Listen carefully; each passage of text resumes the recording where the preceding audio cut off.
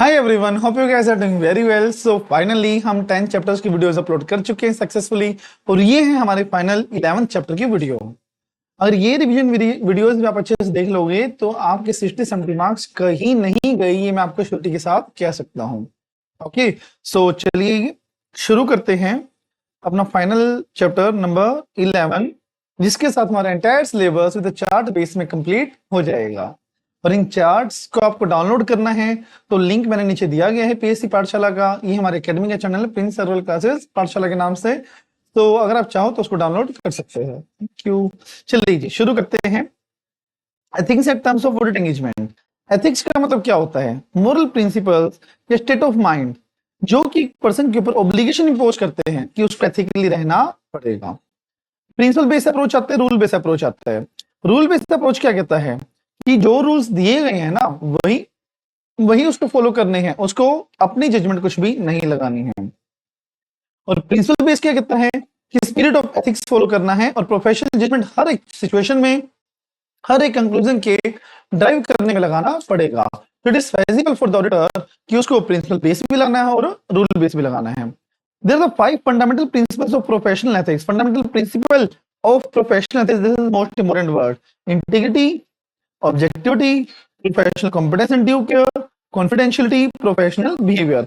Integrity क्या होता है? स्ट्रेट फॉरवर्डनेस एंड ऑनेस्ट रहना है। ऑब्जेक्टिविटी, इंडिपेंडेंस ऑफ माइंड और अपीयरेंस होना चाहिए। प्रोफेशनल कॉम्पिटेंस केयर की रिक्विजिट स्किल वो पोजेस करता हो और नॉलेज भी हो उसके पास। कॉन्फिडेंशियलिटी का मतलब not to lose the secrecy of the information gather during the audit. जो भी इंफॉर्मेशन उसने ऑडिट के दौरान ली है वो उसको लूज ना करे, बाहर लीक ना करे। Professional behaviour, avoid all such act, हर एक काम को अवॉइड करना जिससे कि हमारे प्रोफेशन की बेइज्जती, डिसरेपुटेशन हो सकती है। Then independence of mind and appearance. Mind में क्या करता है कि हमें अपना ओपिनियन परमिट करना है without being influenced by other individual, कि हमारा जो ओपिनियन है वो हमारा है, किसी और से हमने इन्फ्लुएंस नहीं होके दिया है। अपीयरेंस मतलब avoid all such fact third party conclude that objectivity has been compromise. मतलब सारे वो रिलेशनशिप, सारे वो फैक्ट मुझे अवॉइड करने जिससे कि थर्ड पार्टी ये कंक्लूड करे कि इसकी ऑब्जेक्टिविटी कॉम्प्रोमाइज हो चुके हैं, ऐसा मिलकर बिल्कुल भी नहीं करता। तो माइंड से भी रहना है और दिखना भी मुझे इंडिपेंडेंट है। Then threat to independence. Independence को खतरा क्या आ सकता है? Self interest, self review, advocacy, familiarity, intimidation, threat.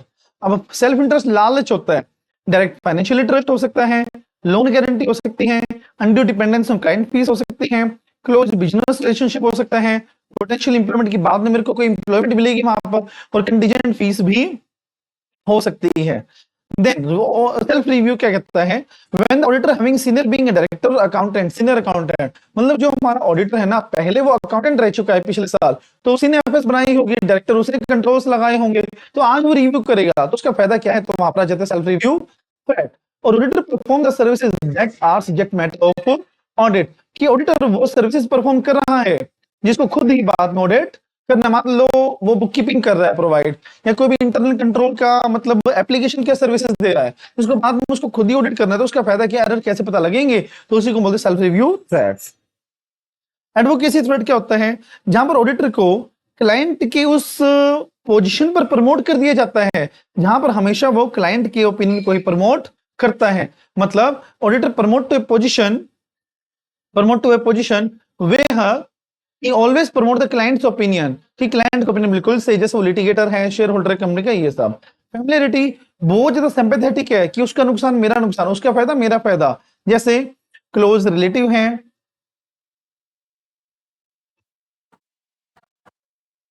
जैसे बहुत ज्यादा सिंपैथेटिक क्लोज रिलेटिव है वो, ये उसके forward partner being employ of the client, तो पहले वो पार्टनर था, आज वो वहां पर एम्प्लॉय है। सुना ध्यान से, पहले वो एम्प्लॉय था, आज पार्टनर की टॉपिक बता रहा हूं मैं आपको, सुनना ध्यान से। पहले वो एम्प्लॉय था, आज वो ऑडिटर है, सेल्फ रिव्यू। पहले वो ऑडिटर था, मतलब वही, आज वो एम्प्लॉय है, फैमिलियरिटी। ओके, और आज ही वो डायरेक्टर है और आज ही वो ऑडिटर है, तो एडवोकेसी जाता है। और कल बनना चाहेगा वो हमारा होता है सेल्फ इंटरेस्ट थ्रेट। तो इसको दोबारा देखना और इसको याद कर लेना, ठीक है जी। फिर लॉन्ग एसोसिएशन, लंबे समय तक उनका कनेक्शन है, ये acceptance of gift and hospitality, कि जी कि वो गिफ्ट ले रहे हैं उनसे और लग्जरियस ट्रीटमेंट्स ले रहे हैं, तो वो भी हमारा फैमिली थ्रेट आता है, उसमें मुझे दबाव में आना पड़ेगा ही पड़ेगा।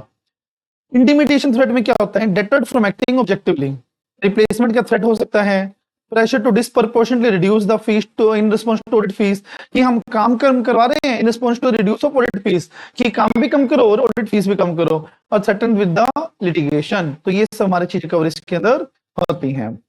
फिर आता है सेफगार्ड्स टू इंडिपेंडेंस। जब इंडिपेंडेंस पर थ्रेट आ गए हैं 5, देखो इंटिमिडेशन क्या होता है कि कोई रोक रहा, डेटर का मतलब रोकना होता है कि वो अच्छे से काम ना करे, या तो हटाने का डर देते हैं उसे, या बोलते हैं कि आप काम कम करो फीस भी कम ले लो, और फिर लिटिगेशन की पिछले साल जो चीज हमने छुपाई थी आज हम उसको बता देंगे, वरना आज भी वही काम करो जो पिछले साल किया था। तो मतलब लिटिगेशन से मुझको थ्रेट कर रहे हैं कि हम आपका केस फाइल कर देंगे, ऐसा कुछ।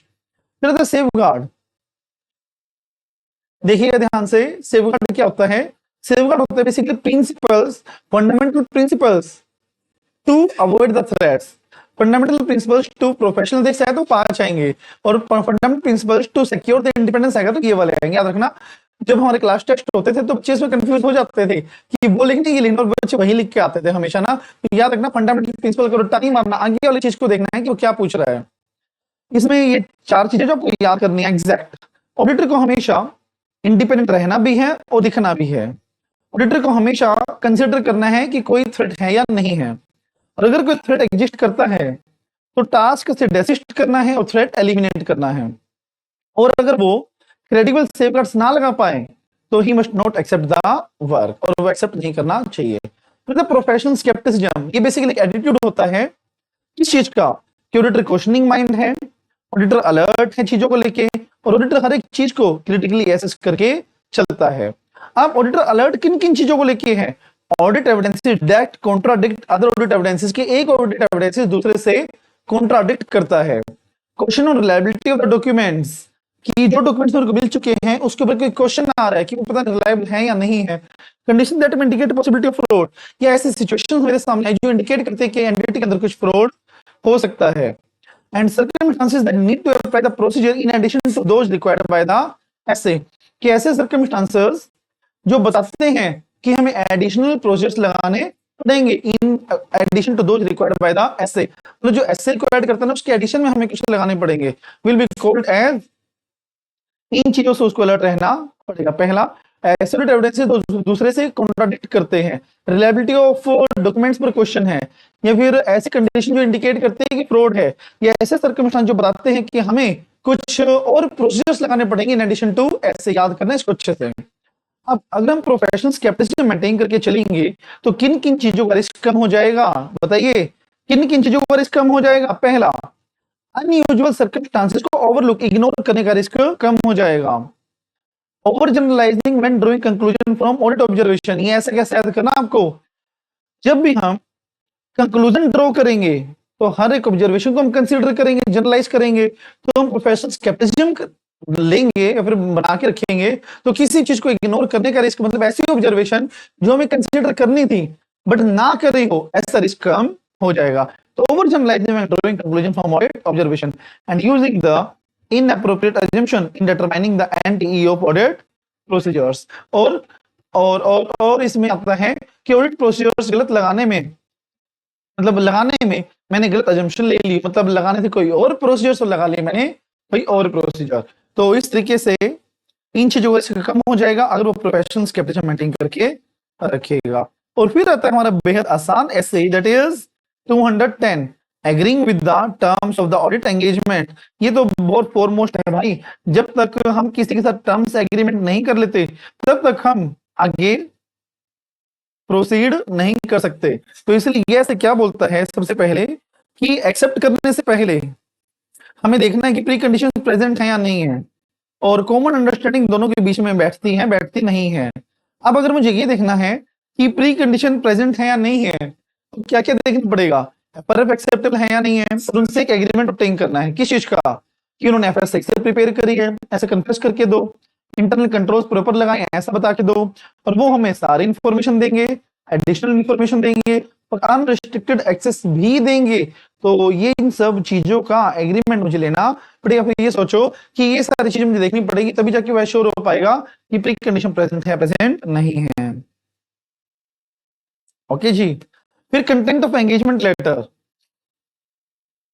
Content of an engagement letter ये क्या होता है कि एंगेजमेंट लेटर का कंटेंट क्या क्या होगा, क्या क्या चीजें उसमें इंक्लूड करी जाएंगे। पहला, scope and sorry objective and scope of audit, कि ऑडिट का ऑब्जेक्टिव क्या है और स्कोप क्या है, ऑडिटर की रिस्पॉन्सिबिलिटी क्या है, मैनेजमेंट की रिस्पॉन्सिबिलिटी क्या है, और एफआरएफ कौन सा है, और form and content of report क्या हम देने वाले, जैसे अनमोडिफाइड रिपोर्ट हम देने वाले हैं। बट हमें इसमें ऐसे सर्कमस्टांसेस भी डालने पड़ेंगे जिससे हमारी रिपोर्ट मॉडिफाई हो सकती है। This includes the circumstances that may impact the form content of the audit report, तो वो चीजें भी हमें इसमें डालनी पड़ेगी। समझे जी? तो फर्स्ट इज, ये अच्छा क्वेश्चन आ सकता है इसमें, objective scope of audit, responsibility of auditor, responsibility of management, FRF, format content of any report. What happened if pre condition और प्री कंडीशन प्रेजेंट नहीं हुई तो क्या होगा? अगर एफआरएफ एक्सेप्टेबल नहीं है या एग्रीमेंट ऑब्टेन नहीं किया है तो मैटर हम डिस्कस करेंगे मैनेजमेंट के साथ, और वो प्रपोज ऑडिट एंगेजमेंट एक्सेप्ट हम नहीं करेंगे। और अगर मैनेजमेंट ने चेंज की रिक्वेस्ट करी है कि टर्म्स को चेंज कर लो जो पहले एग्री हुई थी, तो सबसे पहला चेंज हम करेंगे अगर रीजन जस्टिफिकेशन है तो।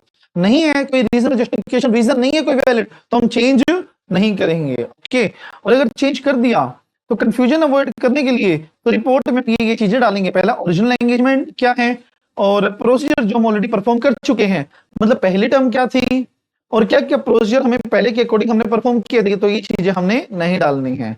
क्लियर है?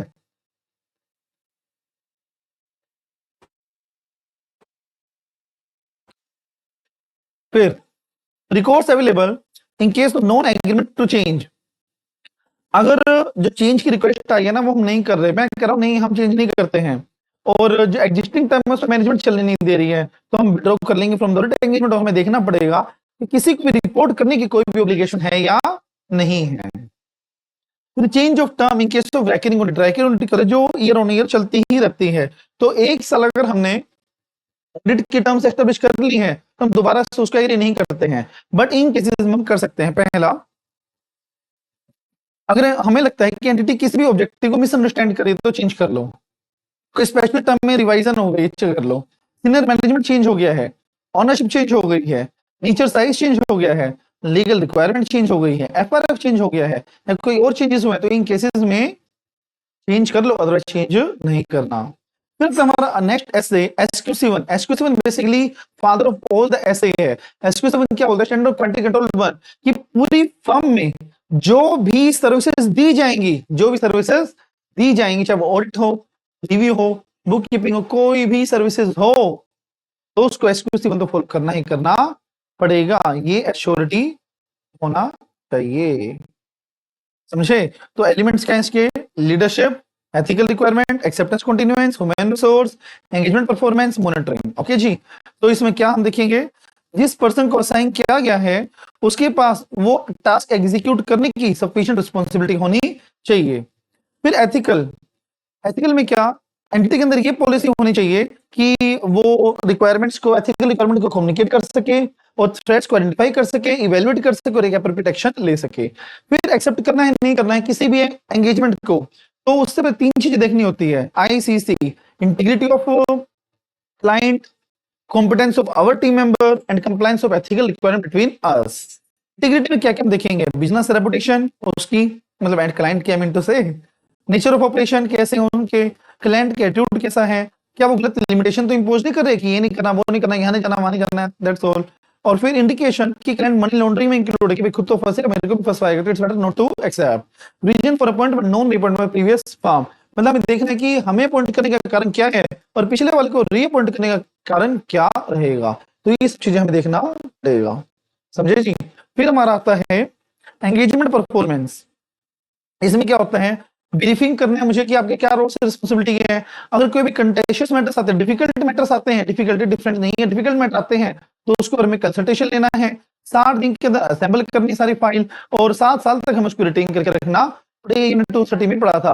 बट ये रिक्वायरमेंट है किसके अकॉर्डिंग? SQ1 के अकॉर्डिंग, कि उसको 230 के अकॉर्डिंग, मतलब 230 इज प्रीमाइज्ड विद द SQ1, तो उसको देखना पड़ेगा कि SQ7 बोलता है कि SQ7 230 लगा के बोलता है कि 7 साल तक मेंटेन करने पड़ेंगे और 60 दिन के अंदर असेंबल करना पड़ेगा। फिर last SA of our entire syllabus, that is SA 220, quality control for audit of the financial statement. यहाँ पर एक पार्टिकुलर एंगेजमेंट के ऊपर एप्लीकेबल हो रही है और एंगेजमेंट सी है, दैट इज ऑडिट। कि ऑडिट के ऊपर कैसे हमें क्वालिटी एनहांस करनी है, तो सेम एलिमेंट्स है, कुछ नहीं है। 20 is premise on the SQC1, SQC1 की बेस पे ही बना है। बस SQC1 सारी सर्विसेज आ जाती हैं और 220 सिर्फ एक सर्विस आई है, वो है हमारी ऑडिट। समझे? तो लीडरशिप में क्या होता है, लीडर ये इंपॉर्टेंट है भाई, बहुत ज्यादा इंपॉर्टेंट है ये, बहुत ज्यादा। समझे? Very very most very very important. Okay, तो लीडरशिप में क्या आता है, लीडरशिप में एम्फेसिस करते हैं किसके ऊपर, ऑडिट की क्वालिटी के ऊपर, कि मतलब the engagement partner should emphasise on the quality of audit, work compliance professional standards, के काम स्टैंडर्ड्स के अकॉर्डिंग हुआ हो, फर्म की क्वालिटी कंट्रोल पॉलिसीज कंप्लाई हुई हो, मतलब SQC1 फॉलो हुआ हो, जो सर्कमस्टांसेस हैं उसके अकॉर्डिंग ही हमने रिपोर्ट इशू करी हो, और team should raise the concern without the fear of reprisal. अगर किसी टीम को अपना कंसर्न रेज करना हो, कोई क्वेश्चन रेज करना हो बिना किसी रिप्रेजल के कि डिमोट होना पड़ेगा, सस्पेंड कर देंगे मेरे को, मतलब गुस्सा करेंगे, तो इस डर के कारण हमें नहीं करना है। ओके, और क्वालिटी काफी ज्यादा एसेंशियल है, तो लीडरशिप में ये सारी चीजें हमें देखनी पड़ेंगी। ओके जी, याद करना बहुत अच्छे से। एथिकल में एंगेजमेंट पार्टनर की रिस्पांसिबिलिटी थ्रेट को आइडेंटिफाई करे, रिपोर्ट करे, एप्रोप्रिएट एक्शन ले। फिर एंगेजमेंट पार्टनर में एंगेजमेंट परफॉर्मेंस में QCR के इंपॉर्टेंट पॉइंट है इसमें जो आ सकते हैं 3 नंबर में। ओके, अब एंगेजमेंट पार्टनर की क्या रिस्पांसिबिलिटी, QCR क्या होता है, एंगेजमेंट क्वालिटी कंट्रोल रिव्यू। एक बार और, engagement quality control review, once more, engagement quality control review. इसमें क्या होता है, लिस्टेड कंपनी के केस में मैंडेटरी होता है, यहाँ पर एक सीन ऑडिट कर ली है तो उसके काम को कोई दूसरा बंदा रिव्यू करेगा कि उसने क्वालिटी के साथ काम किया है या नहीं किया है, तो उसी को क्या बोलते हैं, एंगेजमेंट क्वालिटी कंट्रोल रिव्यू। और क्या क्या देखेंगे हम, कि देखना EQ से अपॉइंट हुआ है या नहीं हुआ है, मैटर को डिस्कस करना, और जब तक EQ से कंप्लीट नहीं हो जाते तब तक उसको डेट नहीं करना। तो ये चीजें हमें इंश्योर करनी पड़ेंगी। ओके जी, तो मॉनिटरिंग एंड डॉक्यूमेंटेशन।